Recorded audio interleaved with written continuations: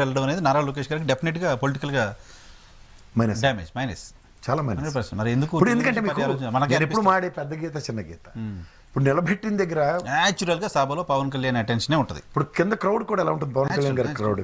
Say for instant ఆయన ఒక మంచి పదం చెప్పినా రియాక్షన్ అలాగే ఉంటుంది, ఈయన కష్టం కలిగించిన విషయం మాట్లాడినా రియాక్టివ్ మూడ్ అలాగే ఉంటుంది. సో అక్కడ ప్రజలకి బ్యాలెన్స్ అవ్వట్లేదు ఏం చెప్పినా. That you need to understand. The same scenario Lokesh మాట్లాడిన దాంట్లో పాదయాత్ర అనుభవాలు షేర్ చేసుకున్నా, లేదా పాదయాత్రలోంచి నేను ఇందాక చెప్పిన దాంట్లో ప్రభావితం చేసి మాట్లాడదాం అన్నా సరే, what sort of effective management will create to the respect people. రెండోది అంటే ఇంకో సభ పెట్టవచ్చు, కానీ ఇది పర్టికులర్ ఈ సభ నారా లోకేష్ అనే పర్సన్ చేసిన పాదయాత్ర, దాన్ని ఆయన ఎలివేట్ చేయాలి, లీడర్గా ఆయన ఎమర్జ్ చేయడానికి సంబంధించిన ఒక అవకాశం. ఆయన పాదయాత్రలు ఏమైంది జస్ట్ లైక్ ఇక్కడ మన ఖమ్మంలో చూడండి, కష్టపడి పాదయాత్ర కంప్లీట్ చేస్తే పొంగులేటి గారు జాయినింగ్ సభ అయిపోయింది. ఇప్పుడు మీకు great thing what he has done అన్నది 1450 పైచిలకు కిలోమీటర్లు నడిచిన బట్టి గారిది. That has to give lot of credit to the respect Congress. మీకు అందుకే చూడండి, ద సారాంశం ఆఫ్ కాంగ్రెస్ ఆ రోజు ఆ సభలో బట్టి గారి అనుభవాలను కనుక ఇంకొంచెం చెప్పు ఉండుంటే, ఎందుకంటే రైతులు పడిన సతమతమైన సమస్యలు నిజంగా టర్న్అవుట్ ఉంది, అది కేవలం 4 జిల్లాలకే పరిమితమైంది. Definitely it would have been to another 6 districts. You got it. So అందుకనే ఏ సభకైనా సరే దానికి ఒక శాంచుటీ ఉంటుంది. ఇప్పుడు మనకి కలిసి ఇద్దరు కలిసి ఇంకేదైనా సభ పెట్టుకుని ఉండొచ్చు ఆబ్వియస్లీ. అందులో చంద్రబాబు నాయుడు గారు ప్రస్థానం, ఇప్పుడు ఈ మాటకు వస్తే ఇంకో కంపారిజన్ కూడా, మరి రాయలసీమ డిక్లరేషన్లో చంద్రబాబు నాయుడు గారు ఎందుకు లేరు? ఆయన పార్టీ అధినేతగా ఆయన వచ్చి డిక్లరేషన్ ఇచ్చారనుకోండి, ఇటు నేను ఆ విశ్లేషణ కూడా చెప్పాను, ఇట్ ఇస్ జస్టిఫైడ్ యాక్ట్.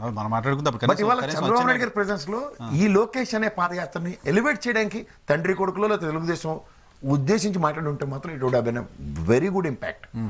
అంటే అక్కడ ఎందుకు ఇంపాక్ట్ విషయంలో మాట్లాడవలసి వస్తుంది అంటే, వాట్ హీ హాస్ డన్ అన్నది ఇంపాక్ట్ క్రియేట్ చేయదు అన్నది కాబట్టి ఆల్టర్నేటివ్ వాళ్ళు క్రియేట్ చేసుకున్నారు పవన్ కళ్యాణ్ త్రూగా.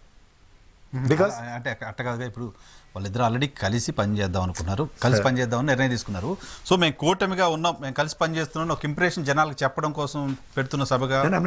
నేను అందుకే ఖమ్మం బట్టి విక్రమార్క గారి నారా లోకేష్ని ఎలివేట్ చేయడం కంటే కూడా కూటమిగా మేము బలంగా ఉన్నాం, మేము మీకు ఇచ్చేస్తామని చెప్పి ప్రజలకు చెప్పించడం కోసం ఆ సభను వాడుకుంటున్నారు. Sir the main purpose of padayatra అని అగ్రిగేట్ ఇంకొక 1000 కిలోమీటర్లు తక్కువ అయినట్టే కదా, 3,000 దాటింది. పర్టికులర్ నెంబర్ గుర్తులేదు కానీ 3,000 దాటింది సభ. 2,227 రోజులు అండి. అంటే దగ్గర 163 రోజులు ఇంకా ఉన్నట్టే కదా.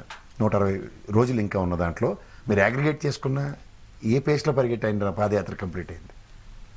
అండ్ యూజ్ మీరు మధ్యలో ఆగిన డేస్ చూడండి.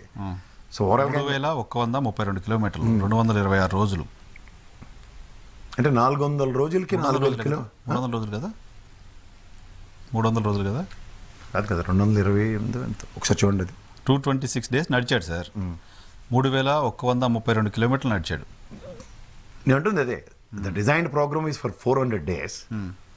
అండ్ నేను గతంలో కూడా చెప్పా, ఈ ఎలక్షన్స్ అడవాడి స్టార్ట్ అవగానే పాదయాత్రకు బ్రేక్ పడుతుందని. Again is justified the same. మనం ముందు చెప్పింది దానికి నచ్చక మనం తిట్లు తింటున్నాం కానీ అది వేరే సంగతి.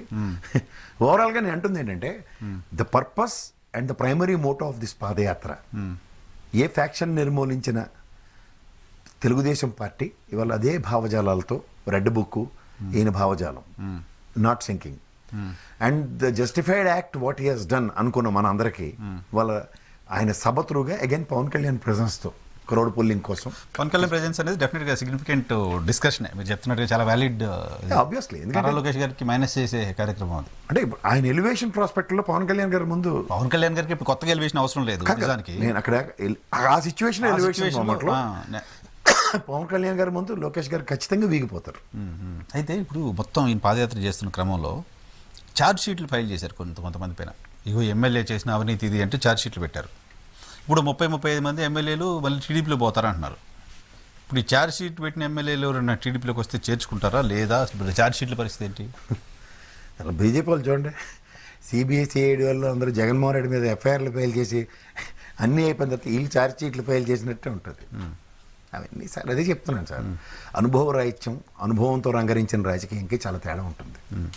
అపోజిషన్ పార్టీలో ఉన్నప్పుడు ఛార్జ్ షీట్లు అన్న వాటిల్లో నియోజకవర్గాల వారీగా ఉన్న సమస్యల పట్ల ప్రజలకు పరిచయం చేసి, మా ప్రభుత్వం వచ్చిన తర్వాత దీనికి సొల్యూషన్ ప్రాస్పెక్ట్ ఇది అని చెప్పిన ఉదంతాలు చూస్తే అది రాజకీయం అంటాను నేను. అంతేకాని చిన్నపిల్లలాగా మేము వస్తే నేను లేస్తే మనిషిని కాదన్నట్టు మాట్లాడడం అందరికీ వచ్చు. ముందు లేగాలి కదా. The bounce back is to be very much important.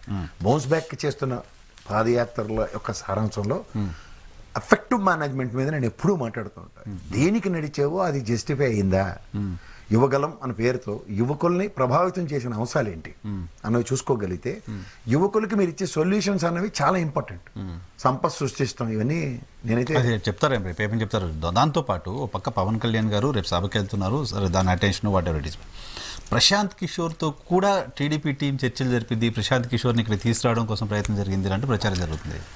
ఓ పక్క కనుగోలు గారు వస్తున్నారు అన్నది ఖచ్చితమైన ఇన్ఫర్మేషన్. మళ్ళీ ఆ ప్రశాంత్ కిషోర్ ఇవన్నీ ఎప్పుడు వస్తారు? ఆయన ఏదో ట్వీట్ చేశారంట, నేను కూడా ఫాలో అవ్వలేదు, ఆయన ఏదో ట్వీట్ చేశారంట.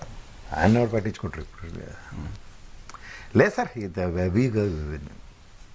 Everybody is in their. ఇప్పుడు వైటల్ ఒక ఎడ్జిలో ఉన్న తర్వాత ఇవన్నీ రెట్రాస్పెక్టివ్. వీళ్ళు అడిగారు ప్రశాంత్ కిషోర్ ఏమో ఇంత షార్ట్ టైంలో నేను ఆర్గనైజ్ చేయడం కష్టం సంథింగ్ ఏదో చెప్పాడు అనేది వైసీపీ సోషల్ మీడియా విపరీతంగా చేస్తున్న ప్రచారం.